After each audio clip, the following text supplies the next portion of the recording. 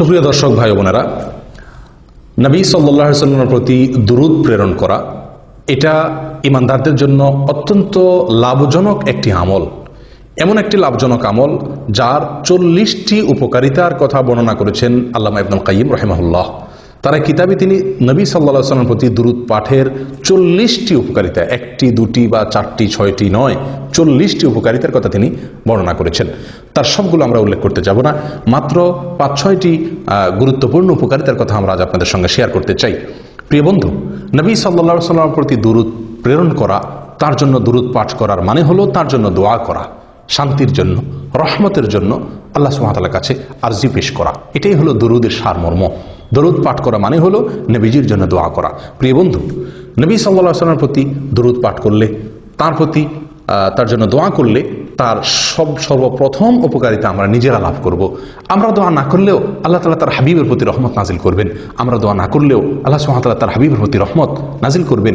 কিন্তু আমরা দোয়া করার মাধ্যমে, আমরা দরুদ পাঠ করার মাধ্যমে আমরা নিজেরাই লাভবান হব।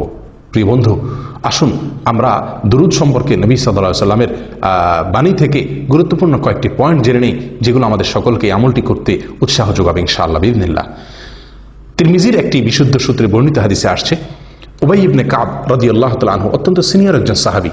তিনি নবী সাল্লাল্লাহু আলাইহি ওয়াসাল্লামের কাছে একবার বলেছিলেন, ইয়া রাসূলুল্লাহ, আমার যত দোয়া আছে তার ভেতরে কত পার্সেন্ট দোয়া আপনার জন্য বরাদ্দ করব?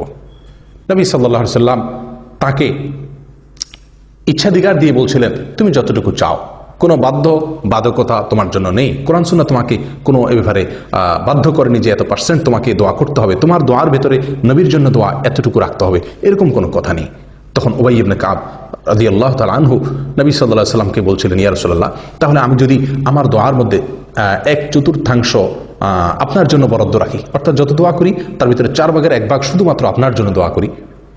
নবী সাল্লাল্লাহু আলাইহি ওয়াসাল্লাম বললেন, তাহলে সে তোমার জন্য কল্যাণকর, আর যদি আরও বাড়াতে পারো সে তোমার জন্য আরও বেশি ভালো। তিনি তখন বললেন 1/3 কথা। নবীজি সাল্লাল্লাহু আলাইহি ওয়াসাল্লাম তাকে একইভাবে এটাও ভালো বলে আরও বাড়ানোর পরামর্শ দিলেন। তখন তিনি অর্ধেকের কথা বললেন। তখন নবী সাল্লাল্লাহু আলাইহি ওয়াসাল্লাম তাকে একই উত্তর দিলেন। তখন তিনি বলছিলেন, ইয়া রাসূলুল্লাহ, যদি আমি আমার সকল দোয়া আপনার জন্য রাখি তাহলে কেমন হবে? নবী সাল্লাল্লাহু আলাইহি ওয়াসাল্লাম তাকে বললেন, ইযান তুকফা হাম্মুক ওয়া তুগফার যাম্মুক। যদি তুমি তোমার সকল দোয়া আমার জন্য বরাদ্দ করতে পারো তাহলে তোমার সকল পেরেশানি দূর হয়ে যাবে এবং তোমার সমস্ত অপরাধ, সমস্ত গুনাহ আল্লাহ সুবহানাহু ওয়া তাআলা মাফ করে দিবেন, মাফ করে দেওয়া হবে। প্রিয় বন্ধু, উবাই ইবনে কাব রাদিয়াল্লাহু তাআলা আনহুর এই হাদিস থেকে নবী সাল্লাল্লাহু আলাইহি ওয়াসাল্লামের প্রতি দুরূদ, তার জন্য দোয়া, সালাত এবং সালাম কত বেশি হওয়া উচিত আমাদের, তার একটা ধারণা আমরা এখান থেকে পেতে পারি। অবশ্যই হাদিস থেকে কারো প্রশ্ন উঠতে পারে যে তাহলে কি একজন মানুষ তার নিজের জন্য কোনো দোয়াই করবে না? উত্তর হলো জি না। কোরআন এবং সুন্নাহ নিজের জন্য দোয়া করার বহু নির্দেশ এসেছে। অতএব নিজের জন্য দোয়া করতে এখানে নিষেধ করা হয়নি। নবী সাল্লাল্লাহু আলাইহি ওয়াসাল্লামের জন্য সকল দোয়া তার জন্য বরাদ্দ রাখার দ্বারা উদ্দেশ্য কি, তাহলে তার ব্যাপারে মুহাদ্দিসিনে কেরামের কয়েকটি ব্যাখ্যা এখানে পাওয়া যায়। তার ভিতরে একটি ব্যাখ্যা হলো যে এখানে নবী সাল্লাল্লাহু আলাইহি ওয়াসাল্লাম বিষয়টির গুরুত্ব বোঝানোর জন্য এভাবে তাকে বলেছেন। আর অনেকের ব্যাখ্যা হলো যে এর উদ্দেশ্য হলো তোমার যত দোয়া আছে তার সকল দোয়াতে নবী সাল্লাল্লাহু আলাইহি ওয়াসাল্লামের জন্য দোয়া যেন শামিল থাকে, এটা হলো এর উদ্দেশ্য। যাই হোক প্রিয় বন্ধু, তাহলে বোঝা গেল সালাত এবং সালাম এটি আমাদের অনেক অনেক বেশি পরিমাণে থাকা উচিত এবং তার দুটি উপকারিতা এই হাদিস থেকে আমরা পেয়ে গেলাম। 1, আমাদের চিন্তা পেরেশানি দূর হবে। 2, আল্লাহ সুবহানাহু ওয়া তাআলা আমাদেরকে ক্ষমা করবেন। প্রিয় বন্ধু, অন্য এক হাদিসে আসছে নবী সাল্লাল্লাহু আলাইহি ওয়াসাল্লাম বলেছেন, সলাতুকুম আলাইয়া যাকাতুন লাকুম, আমার প্রতি তোমরা যে দরুদ পাঠ করে থাকো, সালাত সালাম পেশ করে থাকো, এটি তোমাদের জন্য পবিত্রতার কারণ। এর ফলে তোমরা পবিত্র হবে, আল্লাহ তাআলা তোমাদেরকে পবিত্র করবেন। প্রিয় বন্ধু, আল্লাহ পরিচ্ছন্ন করবেন, পবিত্র করবেন নোংরামি থেকে, অপবিত্রতা থেকে, নাপাকি থেকে। অতএব নবী সাল্লাল্লাহু আলাইহি ওয়াসাল্লামের প্রতি বেশি বেশি দরুদ আমাদেরকে পাঠ করতে হবে। এর ফলে আমরা নিজেরা পবিত্র হতে পারবো। 3 নম্বর আমরা উপকারিতা এখান থেকে পেয়ে গেলাম। নাম্বার 4, আল্লাহ সুবহানাহু ওয়া তাআলা নবী সাল্লাল্লাহু আলাইহি ওয়াসাল্লামের প্রতি দুরূদের মাধ্যমে আমাদেরকে যে নিয়ামতটি দিয়ে ধন্য করবেন সেটি হলো আমরা নবীজির দোয়া দ্বারাই ধন্য হতে পারবো। আমরা স্বয়ং রাসূলুল্লাহ সাল্লাল্লাহু আলাইহি ওয়াসাল্লামের দোয়া আমরা অর্জন করতে পারবো। প্রিয় বন্ধু, আজ দুনিয়াতে কোনো বড় আলেম, কোনো বড় নেককার, কোনো বড় বুজুর্গ, কোনো ভালো মানুষ, বিশ্ববিখ্যাত কোনো আলেম, কোনো শেখ, কোনো বড় স্কলার, মক্কার হারামের ইমাম, মদিনার হারামের ইমাম যদি আমার জন্য 2 হাত তুলে দোয়া করেন, আমার জন্য অনেক দোয়া করেন কল্যাণের, তাহলে আমরা কতই না খুশি হব এবং তাদের দোয়া লাভের জন্য আমরা কতই না চেষ্টা করি। প্রিয় বন্ধু, স্বয়ং নবী সাল্লাল্লাহু আলাইহি সাল্লাম আপনার জন্য দোয়া করবেন যদি আপনি তার প্রতি দুরূদ নাজিল করেন। এবং এই বিষয়ে নবী সাল্লাল্লাহু আলাইহি সাল্লামের অনেকগুলো হাদিস বর্ণিত হয়েছে, যে হাদিসগুলোর সারমর্ম হলো এই যে তিনি তার জন্য দুরূদ পাঠ করা হলে তিনি তার জবাবে আমাদের জন্য আল্লাহ তাআলার কাছে দোয়া করেন এবং রহমতের প্রার্থনা তিনি নিজেও করেন। নবী সাল্লাল্লাহু আলাইহি সাল্লাম এরকমভাবে এক হাদিসের ভিতরে আসছে সহিহ মুসলিমের, তিনি বলেছেন, তোমাদের কেউ যদি আমার কাছে সালাম পেশ করে, সালাত পেশ করে, তাহলে আমার কাছে একজন ফেরেশতা যখন ওটা পেশ করেন, ওটা উপস্থাপন করেন, তখন আমি তার জবাবে ওই সালাত পাঠকারী ব্যক্তির জন্য তার জবাব দিয়ে থাকি, জবাবি সালাম দিয়ে থাকি, অর্থাৎ আমিও তার জন্য শান্তির দোয়া করে থাকি। আল্লাহ সুবহানাহু ওয়া তাআলা বলেন, ওয়াসাল্লি আলাইহিম ইন্না সালাতাকা সাকানুন লাহুম, হে রাসূল আপনি আপনার উম্মতের জন্য দোয়া করুন, আপনার দোয়া তাদের জন্য শান্তির কারণ। প্রিয় বন্ধু, সালাত এবং সালাম নবীর প্রতি প্রেরণ করলে স্বয়ং নবীজির দোয়া আমরা লাভ করতে পারবো।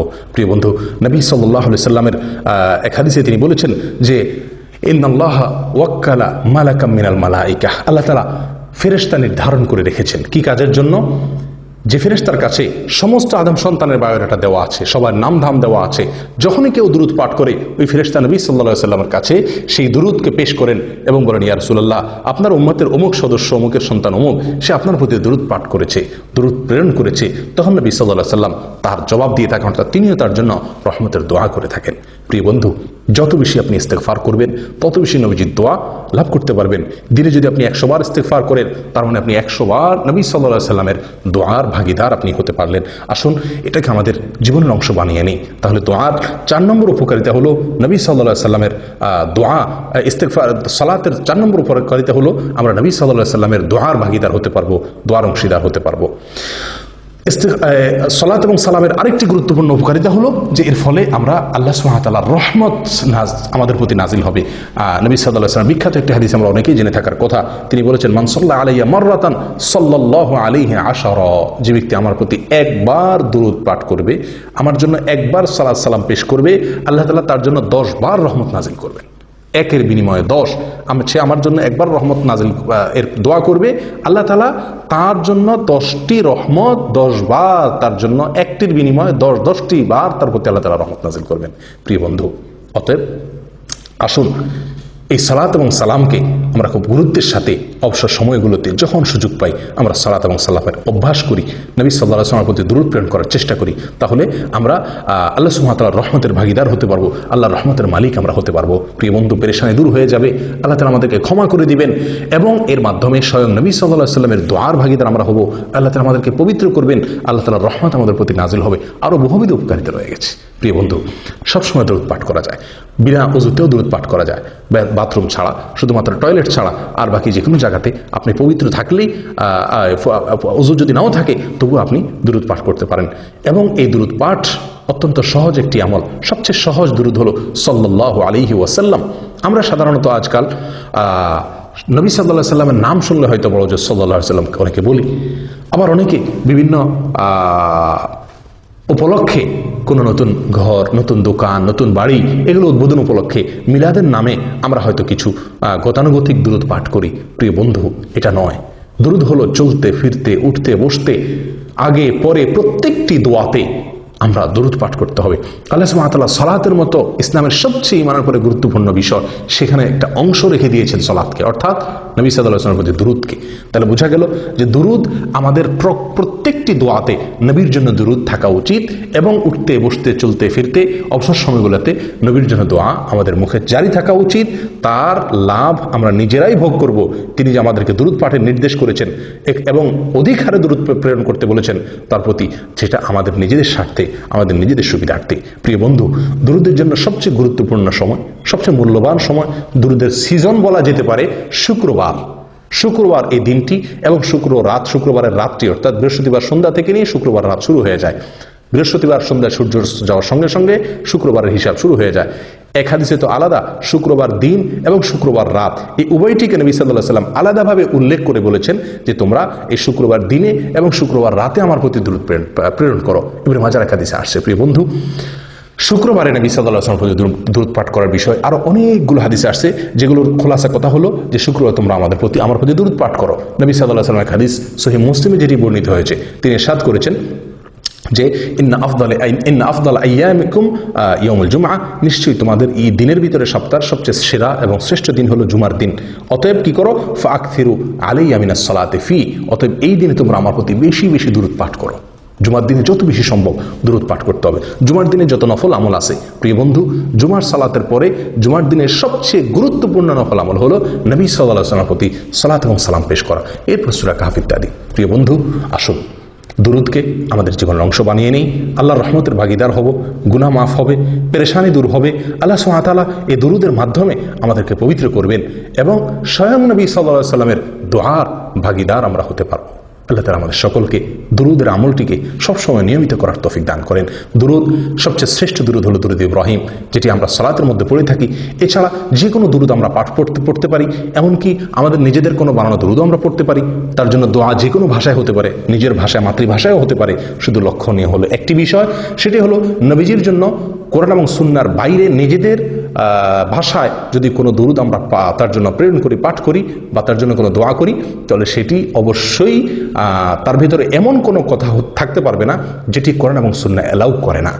যেমন কথার কথা, আপনি যদি নবীর প্রতি দুরূদ প্রেরণ করতে গিয়ে তার প্রশংসায় এমন কোনো বাক্য ব্যবহার করেন যেটি কোরআন এবং সুন্নাহ আর আলোকে নিষিদ্ধ, অর্থাৎ যেটি হয়তো আল্লাহর শান, আপনি বাড়াবাড়ি করলেন। নবী সাল্লাল্লাহু আলাইহি ওয়াসাল্লাম বুখারীর এক হাদিসে বলেছেন, লা তুতরুনি কামা আতরাতিন নাসারা ইবনে মারইয়াম, খ্রিস্টানরা যেরকম ইবনে মারইয়ামকে ঈসা আলাইহিস সালামের মর্যাদাকে বাড়াতে বাড়াতে আল্লাহর পর্যায়ে নিয়ে গেছে, খবরদার তোমরা আমাকে নিয়ে এরকম বাড়াবাড়ি করো না আমার মর্যাদা বর্ণনা করতে গিয়ে। প্রিয় বন্ধু, অতএব দুরূদের মধ্যে যদি কোনো অত্যুক্তি না থাকে, নবী সম্পর্কে এমন কোনো কথা না হয় যেটা নবীর সঙ্গে যায় না, যেটি আল্লাহর শান, তাহলে সেক্ষেত্রে নিজের বানানো দুরূদ হলেও সমস্যা নেই, নিজের ভাষা হলেও সমস্যা নেই। কিন্তু প্রিয় বন্ধু, যেহেতু দুরূদের ফরম্যাট নবী সাল্লাল্লাহু আলাইহি ওয়াসাল্লাম নিজে শিক্ষা দিয়ে গেছেন, তাহলে আমি নিজের বানানো দুরূদ কেন পড়তে যাব? সবচেয়ে উত্তম দুরূদ ইব্রাহিম পাঠ করা এবং সবচেয়ে সংক্ষেপ দুরূদ হলো সাল্লাল্লাহু আলাইহি ওয়াসাল্লাম। আর এই দুটার বাদ ছাড়াও বহু দুরূদ কোরআন এবং সুন্নাহ বর্ণিত হয়েছে। আসুন আমরা দুরূদকে আমাদের জীবনের রুটিন আমল বানিয়ে নেই, অবসর সময়গুলোকে দুরূদ দিয়ে পরিপূর্ণ করি। আর কেউ নয়, আমরা নিজেরাই লাভবান হব। আল্লাহ তাআলা আমাদের সকলকে তৌফিক দান করেন। জাযাকুমুল্লাহ ওয়া আখিরু দাওয়ানা আনিল হামদুলিল্লাহি রাব্বিল আলামিন।